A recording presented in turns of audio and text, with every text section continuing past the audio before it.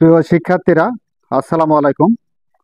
আজকের ভিডিওতে অষ্টম শ্রেণীর গণিত বইয়ের তথ্য ও উপাত্ত অধ্যায়ের 11 নম্বর অনুশীলনী থেকে 18 নম্বর অঙ্কের সমাধান করাবো। এখানে বলা আছে 720 জন শিক্ষার্থীর পছন্দের বিষয় পাঁচিত্র উপস্থাপন করা হলো, সংখ্যায় প্রকাশ করো। তো দেখো, নিচে একটি পাঁচিত্র দেওয়া আছে। এই পাঁচিত্রে 720 জন শিক্ষার্থীর পছন্দের সাবজেক্ট দেওয়া আছে বা বিষয় দেওয়া আছে। তো এই পছন্দের বিষয় থেকে আমাদের শিক্ষার্থীর সংখ্যায় প্রকাশ করতে হবে। যেমন এখানে বাংলা আছে 90 ডিগ্রি, ইংরেজি আছে 30 ডিগ্রি, গণিত 50 ডিগ্রি, বিজ্ঞান 60 ডিগ্রি, ধর্ম 80 ডিগ্রি এবং সঙ্গীত 50 ডিগ্রি। তো এখানে ডিগ্রিতে প্রকাশ করা আছে শিক্ষার্থীর সংখ্যা। তো এই শিক্ষার্থীর সংখ্যা বাংলাতে কতজন শিক্ষার্থী আছে, ইংরেজিতে কতজন শিক্ষার্থী আছে এবং গণিতে 50 ডিগ্রির জন্য কতজন শিক্ষার্থী আছে সেটা সংখ্যায় প্রকাশ করতে হবে। তো এখানে আমরা বলতে পারি, আমরা স্বাভাবিকভাবে জানি যে এই যে বৃত্তের কেন্দ্রে 360 ডিগ্রি কোণ উৎপন্ন হয়।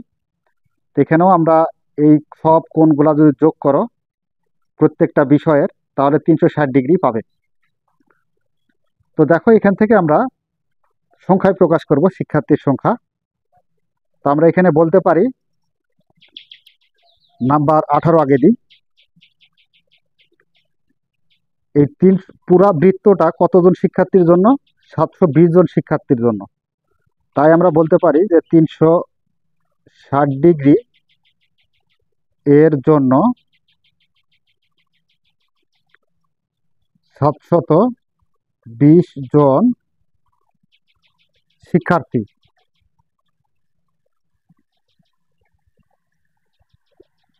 অতএব 1 ডিগ্রি এর জন্য আমাদের কতজন শিক্ষার্থী হবে?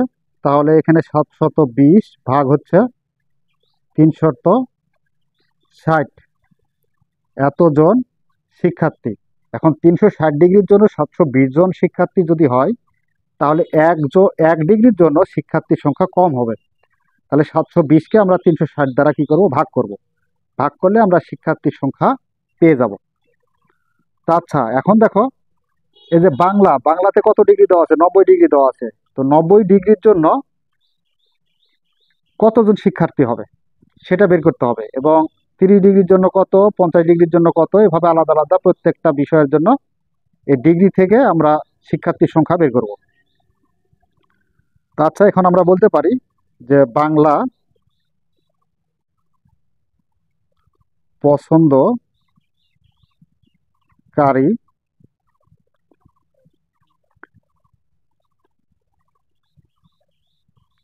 শিক্ষার্থী সংখ্যা। তো 1 ডিগ্রির জন্য পছন্দকারী শিক্ষার্থীর সংখ্যা কত? 720 ভাগ হচ্ছে 360 গুণ বাংলাতে কত ডিগ্রি আছে? 90 ডিগ্রি আছে। তাহলে 90-এর জন্য কত? তো আমরা এখানে ডিগ্রি তো আর দেবো না। তো আচ্ছা, এখানে দেখো, এই যে 360 দ্বারা যদি 720কে ভাগ করো, তাহলে তুমি পাবে 2। 2 দ্বারা 90কে গুণ করলে আমরা পাবো কত? 180 জন। এ তো সংখ্যায় প্রকাশ করা হয়ে গেছে বাংলার শিক্ষার্থীর সংখ্যা। এবার পরবর্তীতে কি আছে? ইংরেজি।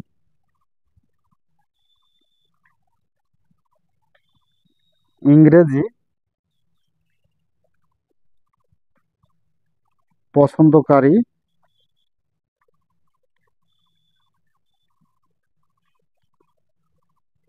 শিক্ষার্থী সংখ্যা সমান একজনের জন্য হচ্ছে 720 ভাগ 360 গুণ, এখন ইংরেজিতে পছন্দকারী শিক্ষার্থীর ডিগ্রি কত আছে? 30 ডিগ্রি। তাহলে 30 দ্বারা গুণ। তো 360 দ্বারা 720কে গুণ করলে, ভাগ করলে আমরা পাবো হচ্ছে 2। 2 দ্বারা 30কে গুণ করলে আমরা পাবো কত? 60 জন। এরপরে গণিত। গণিত পছন্দকারী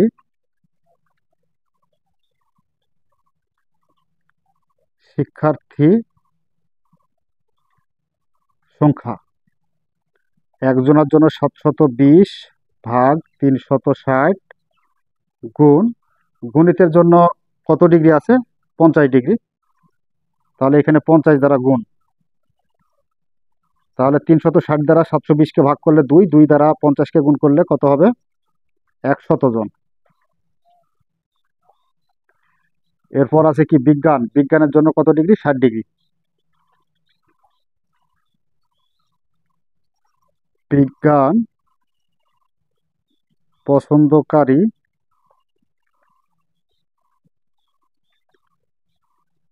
শিক্ষার্থী সংখ্যা একজনের জন্য 720 ভাগ হচ্ছে 360। তাহলে এখানে বিজ্ঞানের জন্য কত ডিগ্রি আছে? 60 ডিগ্রি আছে, তো 60 দ্বারা গুণ করতে হবে। তাহলে আমরা পাবো 120 জন। এবার বিজ্ঞানের পরে কি আছে? ধর্ম। ধর্ম পছন্দকারী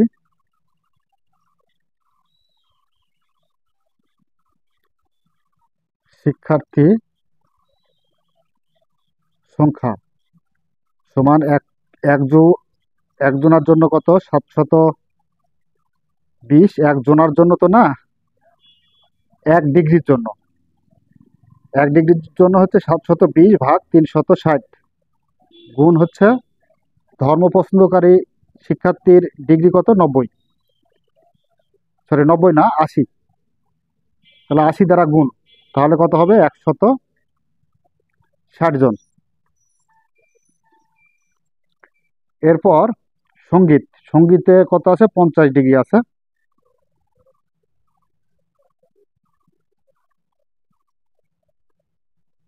সঙ্গীত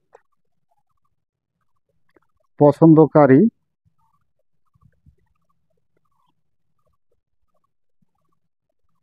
শিক্ষার্থী সংখ্যা, তাহলে 1 ডিগ্রির জন্য কত? 720 ভাগ 360 গুণ হচ্ছে সঙ্গীতের জন্য 50 ডিগ্রি। তাহলে 50 ডিগ্রির জন্য কত? বেশি হবে। তাহলে 50 দ্বারা গুণ, তাহলে 50 দুগুণ কত হয়? 100 জন। আচ্ছা, এখন যদি আমরা এই যে 180 আর 60, 240 আর 100, 340, 460, 520 আর যা এখানে হচ্ছে কত? 100। এই টোটাল হচ্ছে আমাদের 720। সব কয়েকজন শিক্ষার্থী যোগ করলে আমরা 720 জন পাবো। তা আচ্ছা, এখন আমরা দেখো এই যে এখানে শিক্ষার্থীর সংখ্যা ডিগ্রিতে দেওয়া ছিল, সেটা আমরা সংখ্যায় প্রকাশ করে দিলাম। তো এখন আমরা এটার উত্তরটা লিখতে পারি যে অতএব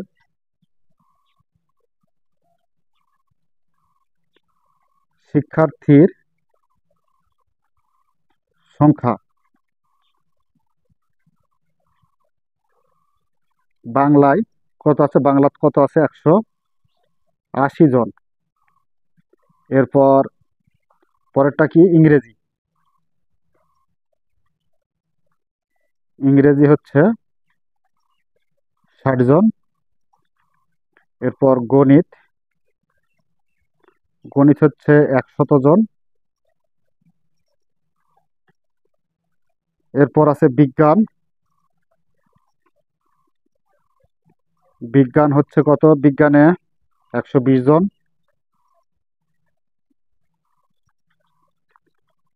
ধর্ম, ধর্মতে আছে হচ্ছে 160 জন। এবং সঙ্গীত, তো সঙ্গীত পছন্দকারী শিক্ষার্থীর সংখ্যা কতজন? 100 জন। তো এটাই হলো উত্তর।